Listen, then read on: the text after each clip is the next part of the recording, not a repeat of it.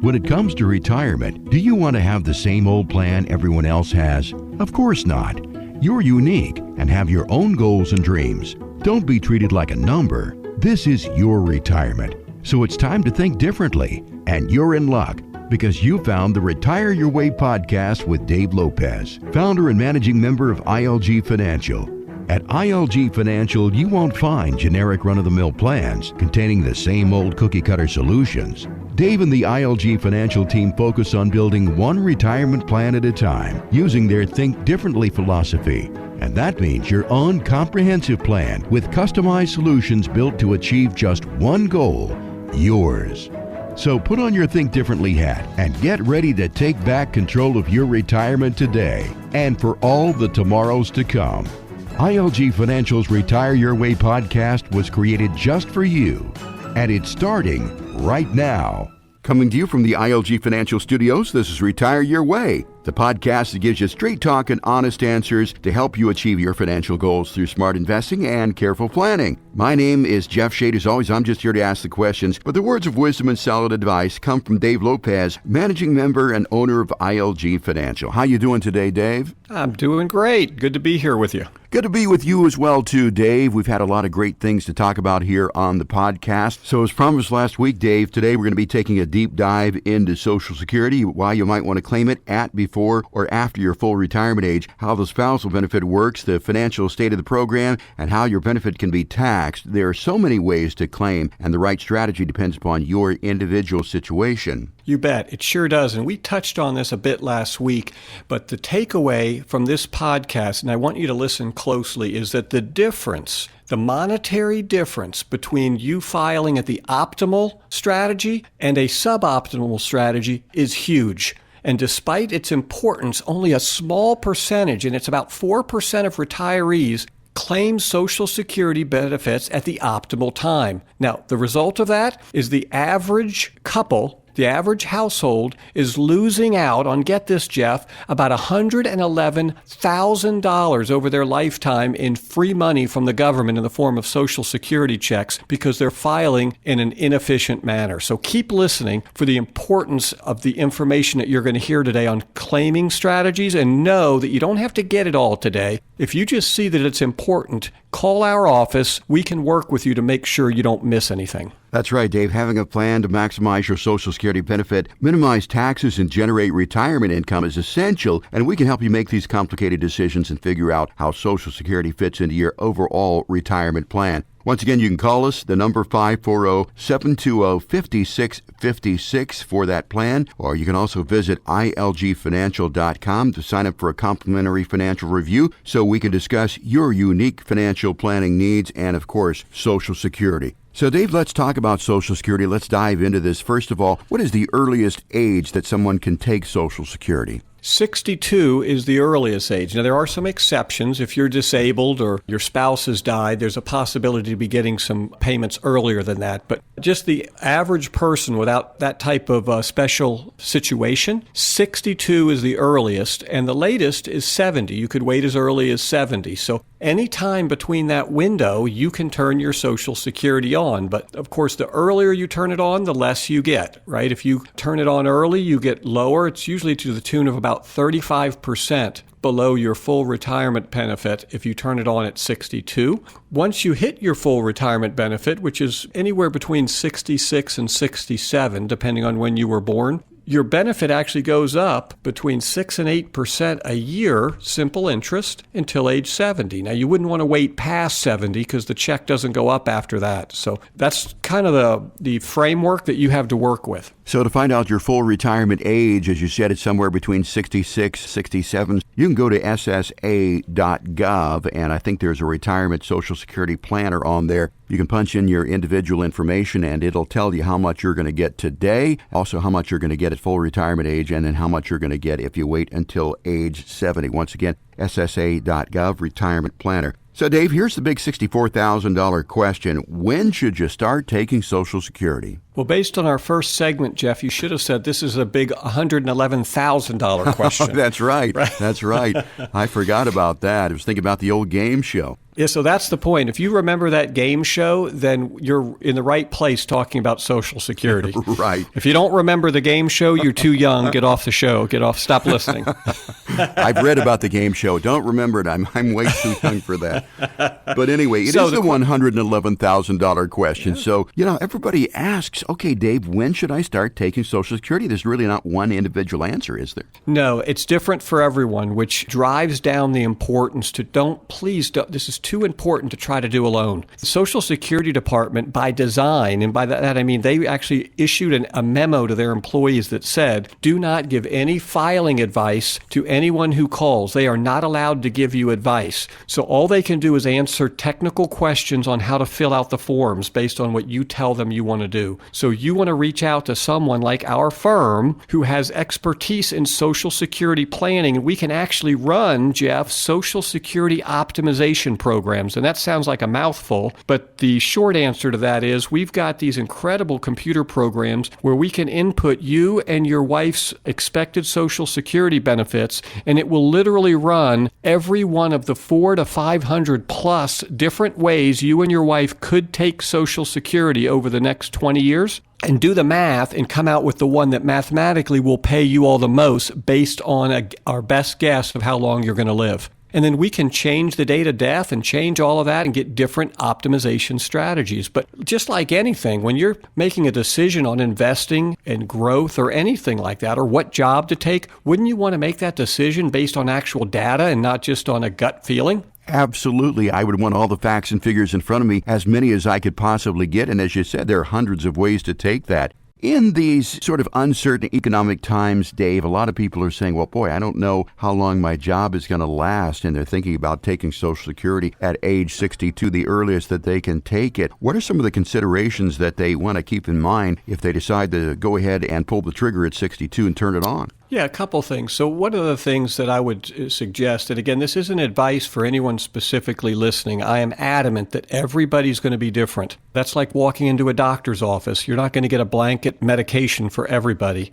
But as a general rule, I would avoid turning it on early unless there's some reason to think you have a short life expectancy. You're either diagnosed with some illness or you have one that's either going to kill you early or have less than the average lifespan. So if you think for some reason you're not going to make it to 80, then it might be worth a discussion of turning it on early. Another reason might be if you need the money. If you're out of work, you're not planning to go back to work, and you need the money to pay the rent, well, then the decision's easy, right? Forget the other options. It's your only form of income. Take it. Another option might be you might want to claim early if your spouse's benefit will be larger than yours, and you might need the money. Right? So those are a couple things, but again, it's different for everybody. But those are some situations. One thing I would try to avoid is if you've lost your job, for example, just turning it on to get the income and you're still looking for work, because if you get another job, they actually start to reduce your Social Security because you turned it on early and it's offset by what you're making. So the takeaway there is if you're still looking for work, let's let your Social Security grow. Take unemployment if you have to for partial income until you get another job. But until you think you're done forever, don't turn that Social Security on. Now, the exception to that is when you hit what's called your full retirement age, which is, for most folks listening, between 66 and 67, somewhere in the middle. If you call our office, we can tell you exactly where yours is based on your date of birth. Once you hit full retirement age, even if you're working, if you wanted to turn Social Security on, you can take it and not get any reduction based on your pay. So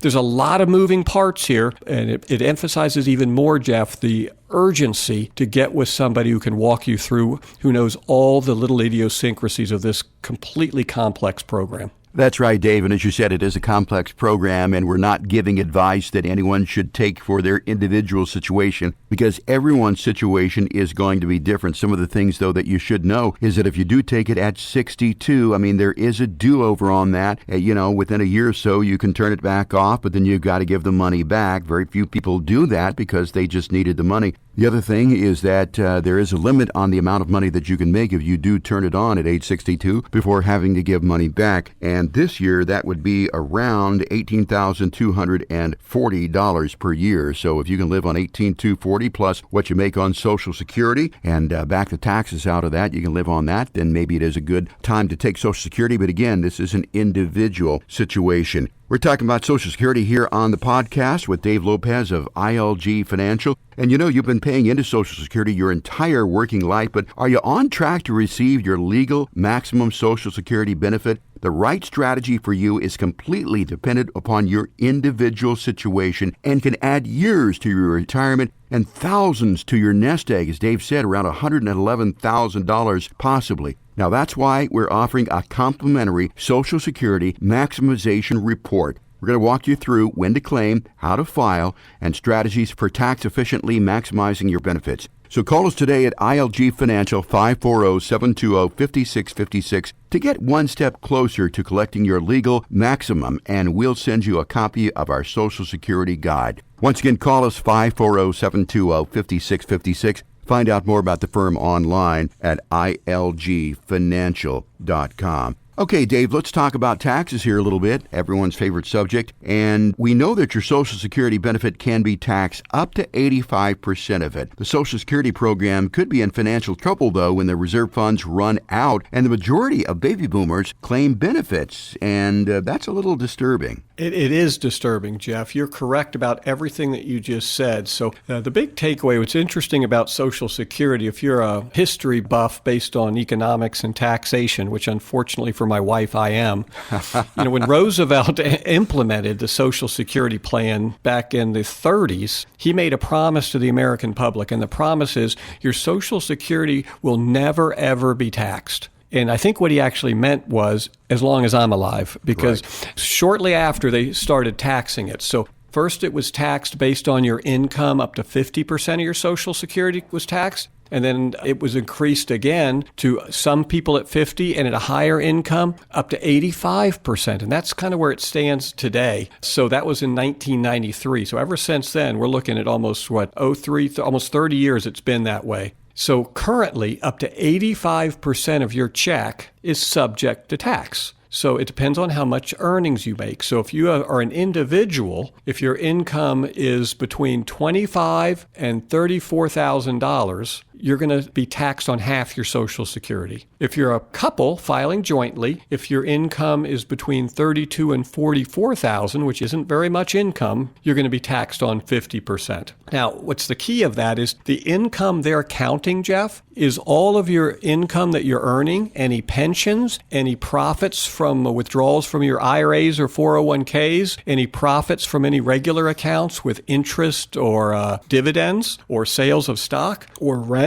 But they're also counting, get this, half of your Social Security check. So it's very hard to be under those thresholds. And anyone who has any type of an income at all is probably going to be paying tax on 50% of their Social Security. Now, for an individual, if that earnings, including half your Social Security, is over $34,000, or if it's over $44,000 for a married couple, you're taxed on 85% of your Social Security. So the takeaway is, and I think that's going to probably increase in the future, but the takeaway is for anybody that's not living at the poverty line, your Social Security, 85% of it's subject to tax. Now, I know we're backtracking, so this is a kind of a hook to get you to listen to last week's podcast or call us, but all the more reason to be tax efficient with all of your other income, right? If we can get your other income coming out at a zero tax rate, not only are you not paying tax on that number, but it might enable you to be not taxed on your Social Security. So we can literally get you into a 0% tax rate if we do it right, but you got to plan in advance for that.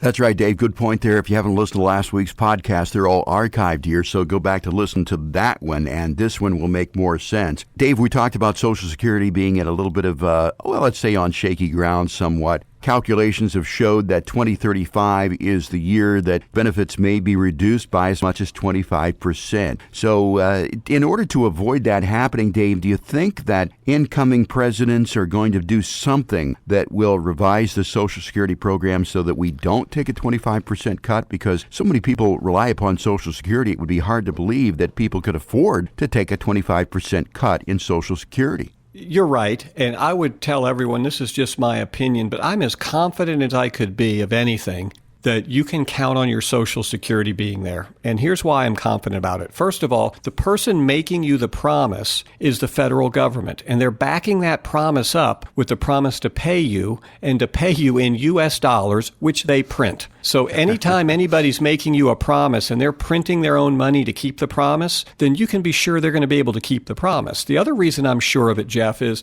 and you answered it with your question, right? Which was, it doesn't matter if you're far left politically, middle of the road Democrat, undecided, middle of the road Republican, or far right wing. It does not matter. If someone's taking away your paycheck, you're going to vote for the other party. So the point is that really now and moving forward, it's only going to get worse. Folks at the point where they're about to receive Social Security or receiving it is the single biggest voting bloc in this country. And this isn't a hit on them. This is for anybody. You take the single biggest voting bloc in this country and you take away a huge portion of their income, they're not going to vote for you. Now, add that to the fact that the government can print their own cash and you will have Social Security. Now, with that said, I don't think you're going to see a 25% drop in 2035 either. And the reason is we can look back historically. This isn't the first time we've come up against this wall where we didn't have enough money to fund Social Security. Every time it's happened, we've taken steps to delay it again, and we will do it this time. So there's a couple ways to fix this, and my estimate is they're going to do some of all of these. The first way is, and they've done this before, they've done it to all of us, is they're going to continue to raise the Social Security tax on working Americans.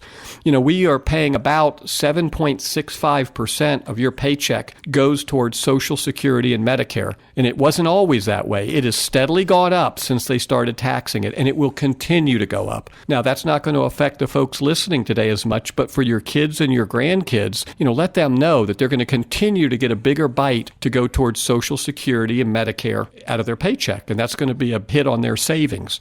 That's going to continue to happen. The second thing is, and they've done it in the recent past, and they've continued to do it, is they're going to continue to back up the date when you reach what we call full retirement age. It used to be 65. Now, based on your age, it can be as late as 67. It's not unlikely that your children and grandchildren, the earliest they can turn Social Security on down the road might be 66 or 67 as opposed to 62. Now, there's nothing wrong with that, right? Their life expectancy is going to be longer than ours was. But that's another way they can make sure this thing remains solvent. And then the third way, which we will see, actually there's four ways. The third way is they're going to continue to not just tax it, but raise the tax on it. They'll either raise the tax rate, which we talked about in the last podcast. You having other investments in tax-efficient vehicles becomes more important than ever, and certainly even more important than finding the right investment and the right rate of return. It's going to be making sure you can pull your money out with little or no taxes. So they're going to continue to raise, in my opinion, not just the percentage of your Social Security that's taxed. Maybe at some point, some people will be taxed on 100% of their Social Security, and more people at 85 and more people at 50. But the actual percentage will be higher. And then the last way, the only way I see really affecting, other than the taxes, folks that are in retirement now or coming close to it, is we historically, Social Security has a built-in cost of living adjustment. Now, historically, it has never really kept up with real inflation because they rig the index that they track so that it doesn't cover all the things that retirees spend their money on. But they're going to continue to jerry-rig that system so that the cost of living is much lower. The increase you get is much lower. So look down the road towards less and less cost of living adjustments that you get, despite the fact that the cost for food and electric and medical and housing, the main things you spend your money on, are going up. Dave, I always thought that the COLA increase, the cost of living adjustment, really was tied to inflation. I know it's been like 2.8% in 19, and this year it was 1.6%. Some years it has been zero. But, I mean, we're in historically low inflation right now. If inflation does go up, do you think that Social Security is going to be able to keep up with that? No, because it doesn't keep up with it now. And I think you hit on it. The best example is look at the last 2 years, right? In 2019, the cost of living adjustment was 2.8. And in 2020, the cost of living adjustment was 1.6. And there's been times in the previous 5 years where it's been zero. Now, despite those increases, it's estimated that inflation has eroded the buying power of your Social Security by a third since 2000. So what that's just telling you is the cost of things that you're spending money on is going up much higher than whatever index the government's using to measure inflation. So, we hear that cost of living increases are tied to inflation, but how? Right? What's their measure? What's their index? And what they're using is an index that isn't measuring things like the increased cost of prescriptions and food, housing, and energy. These are the main things that retirees spend their money on, and they're going up much quicker than the average rate of inflation. So they're going to continue to do that because, frankly, they can't afford to pay us the true cost of living adjustments. So you will continue to see adjustments, they'll call them, to how cost of living adjustments are measured and paid out. And that will affect us moving forward. All the more reason to have other income streams like your savings buckets, and more important than ever, that those savings buckets are tax-free if possible. That's right, and with Social Security having less buying power into the future, that underlines why it is so important to have a maximization strategy so that you can make sure that you get the most Social Security that you are legally entitled to. Just as you should consider the long-term effects of inflation on Social Security benefits, you should also consider its effects on your other sources of retirement income and savings. A Social Security maximization plan is an important part of a comprehensive retirement plan that also includes tax minimization strategies and a retirement income plan. You can talk with us here at ILG Financial about your unique financial situation and planning needs during a complimentary review. Once again, we invite our listeners today to give us a call, 540-720-5656, and talk about your Social Security situation and how you can maximize those benefits. As Dave said earlier, you could be leaving as much as $111,000 on the table. And believe you me, nobody wants to do that. Better off in your pocket. So call 540-720-5656 to talk to Dave and the crew there about your Social Security. And as always, you can find out more about the firm online at ilgfinancial.com. Dave, so much to talk about, so little time. Always enjoy my visits with you and all the great information. But unfortunately, we're out of time for this week. I want to thank everybody for joining us on the podcast today. Don't forget that you can listen to all the previous podcasts that we've done. They're archived right here. For Dave Lopez, I'm Jeff Shade. Have a great day, won't you? We'll talk to you again next time with another edition of Retire Your Way. The information provided is for educational purposes only and is not intended as investment advice for any individual or entity. All information contained herein is believed to be from reliable sources. However, we make no representation as to its completeness or accuracy. The views presented today are those of Dave Lopez and not necessarily represent the views of AlphaStar Capital Management, LLC. The opinions expressed are subject to change without notice and do not constitute financial, legal, or tax advice. Please consult your financial professional before executing any financial strategy. Investment advisory services offered through AlphaStar Capital Management, LLC, an SEC-registered investment advisor. SEC registration does not constitute an endorsement of the firm by the Commission, nor does it indicate that the advisor has attained a particular level of skill or ability. AlphaStar and ILG Financial, LLC are independent entities.